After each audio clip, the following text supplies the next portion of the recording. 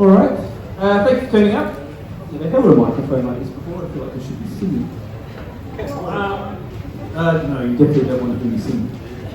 My wife always says that. So one thing that worries me is when I give a talk like this is that people go, oh, we'll run for the hills because I suddenly realise it's about statistics and data. So it's fantastic to see actually quite a big audience here.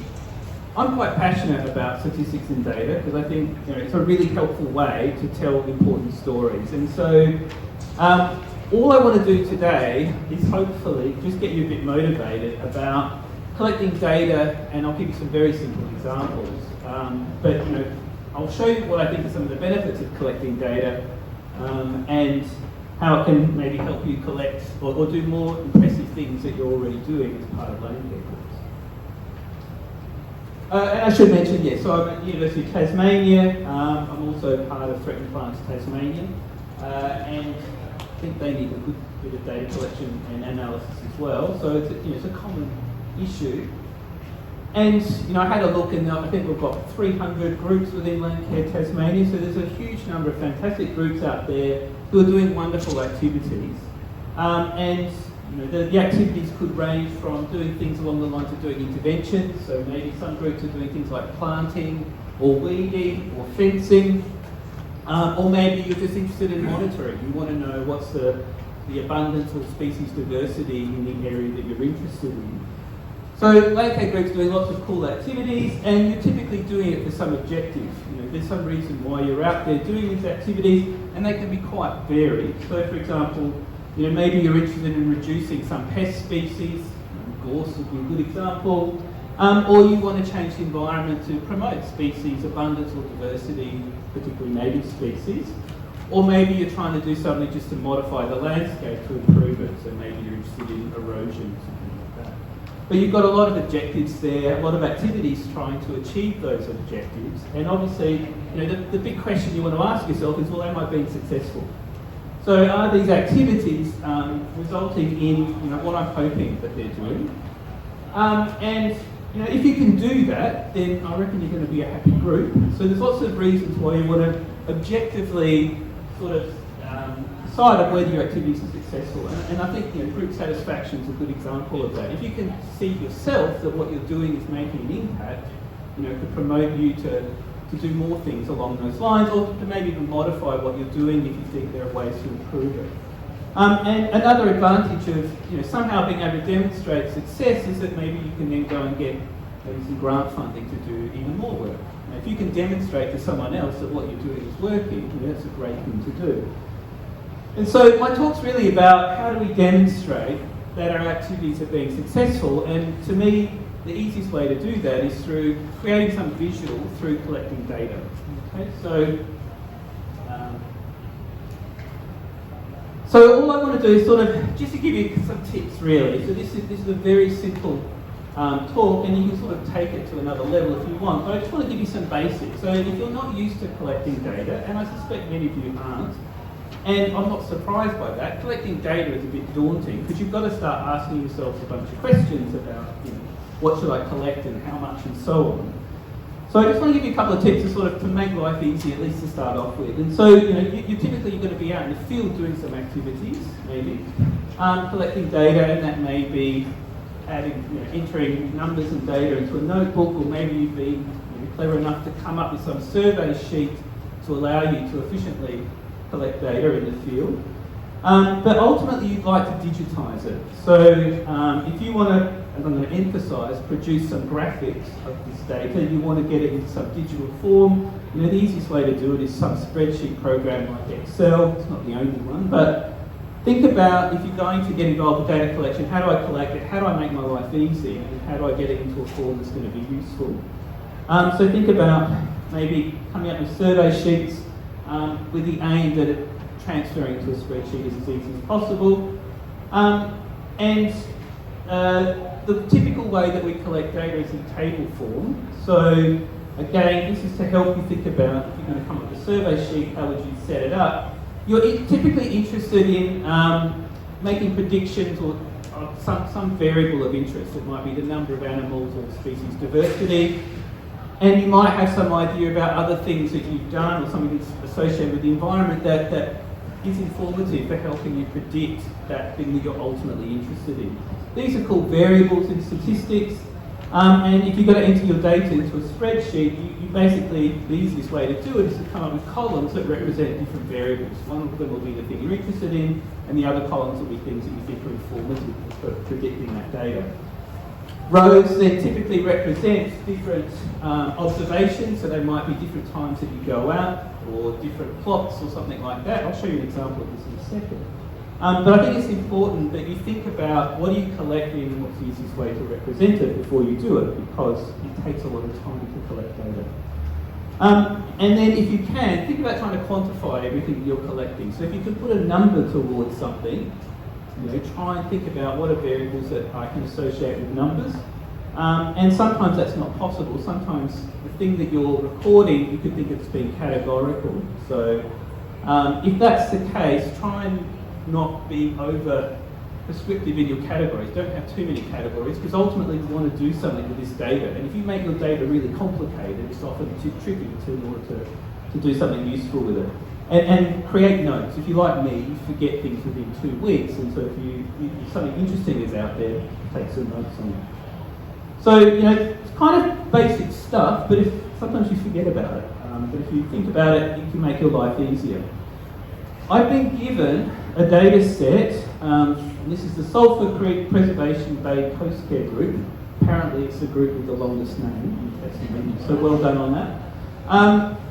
They don't know I have their data. In fact, is anyone in the room that's from this group? Oh, okay, all right, so I can't make things up. All right, so I've been given this data. Thank you. And their primary interest is cat management, and in particular related to the negative impacts that cats have on fairy penguins. And so I've just given you a data sheet here that's pretty basic. So my aim is just to show that even with pretty simple data, you can come up with something informative. You can tell a story. Okay, so the main data here is we've got our columns, sort of the time. So the idea here is I think every couple of weeks, a couple of volunteers would go out and count penguins at the site. And so we've got month, date, number of penguins observed. Nicely, we've got the observers who were out there, and some notes as well associated. But every row represents a new observation as how many penguins did we see during that survey, and that's repeated every 2 months. And so for me, I'm very visual. I think that what you want to do is you want to try and create a plot that tells a true story from this data. So it's pretty hard to look at a spreadsheet and get a good sense of what's going on. So think a lot about visualising your data so you can tell a story to someone. And as I said, figures I think are the way to do that. Again, little tips, if you're making figures, you want to, as I said, you want it to tell a story. There are a couple of rules of thumbs about how we make figures. Often the thing we're interested in is we plot that on the y-axis, and the thing that we think is important for making those predictions we put on the x-axis. And if we've got other things that we think are important, we can use colour to represent that as well. And again, I'll show you a quick example of that. The key is that keep your plot simple. Your data is the most important part of your plot, so make sure your data stands out more than anything else. And to me, that typically means I only ever do 2 types of plots. It's normally a XY scatter plot or a column graph. And add any clear annotation to your figure, because often it's this figure you can present to someone to show them what you think is going on. So here's the data from that penguin data set. So on the x-axis, we've got date, and the y-axis is the thing we're interested in, which is how many penguins are out there. And in this case, we can sort of visually look and say, was there any evidence that penguin numbers are on the increase or in the decline? And you look at that, and the answer is, I don't know. This is typical data. So one question people often ask me is, how much data do I need to collect? And the answer is, well, it depends a lot on how variable your data is. This is typical count data that you might go out if you're counting animals, so that it's quite variable. So you can go back a couple of weeks and you get quite a different number of counts of penguins. And so to get a sense of what's going on average, you actually need a fair bit of replication. For something like vegetation, where presumably things aren't growing so quickly, you don't need to replicate so much, but for count data of animals, you often do. Okay, so what can we take home from this? Well, there's no alarm bells yet that penguin numbers are declining, But there may be some pattern there anyway. Maybe there's some hint of some seasonality going on there, which may have some important biological relevance to that. Okay, but that tells a story. That turns that data effort that you've been collecting into a picture that you can present to someone. Another way you can plot the data, so if your focus is on, say, seasonality, I plotted the same data, but on the x-axis now I've got the time of the year. It's a bit hard to see, but on the left-hand side is January, and the right-hand side is December, in the middle is June and July. I've created this figure to ask the question, is there any evidence of seasonality in our penguins? And I've colour-coded according to the year. So just get thinking, there's more than one way you can plot your data, and the focus of your figure can change depending on how you plot it. It's not quite clear actually here where there's seasonality going on. And then if you want to take the next step, you could do a statistical analysis. So that's kind of my bread and butter, is doing that. I just want to show you a really simple example of an analysis you could do on this data set. I've essentially fitted two models to this data. One's a very simple model. In fact, it's the simplest model I could think of, which was if there's no change in penguins' abundance over time, what's the average abundance of penguins in this site? And that's your horizontal black line. So on average, you're seeing about 6 or 7 penguins every time you go out there. The next model, maybe a bit hard to see, is sort of a wiggly grey line there, and that's a model that says, what would you predict going on if there's some seasonality and there's a long-term trend going on? And in fact, here there's some hint that maybe there is some seasonality in the data set. Maybe you're seeing lower numbers during your winter months and slightly higher numbers during your the summer months. If you then go through and do a formal statistical analysis on that, in fact, you find that the straight line is doing what's called more parsimonious. It's a better descriptor of the data, but there is a small hint that there may be some seasonality going on as well. So if anything to take home from this is that it's emphasising that if you want to ask questions about seasonality, you'll need to collect a little bit more data. Whether or not there's a long-term trend, it's unclear. Again, there should be some motivation here to collect a bit more data. But at least by plotting this data, you can see what you've achieved so far and maybe what you can achieve a bit more in the future if you're collecting data. Okay, so hopefully this is the simplest case I could think of, but even simple studies can result in simple analyses and visualizations that I think are important. Okay, so I'm wary of time here, so I'll finish up quickly. But hopefully, I've just given you a bit of a quick teaser that, collecting and plotting data can really be for anyone. You don't need a degree like me in mathematics to do some of this. You could, as long as you've got a clever, clearly thought out way of collecting data, and the key is that you do things consistently. So think about what you're interested in. Think about what plot would you like to produce that would tell the story that you want to get across.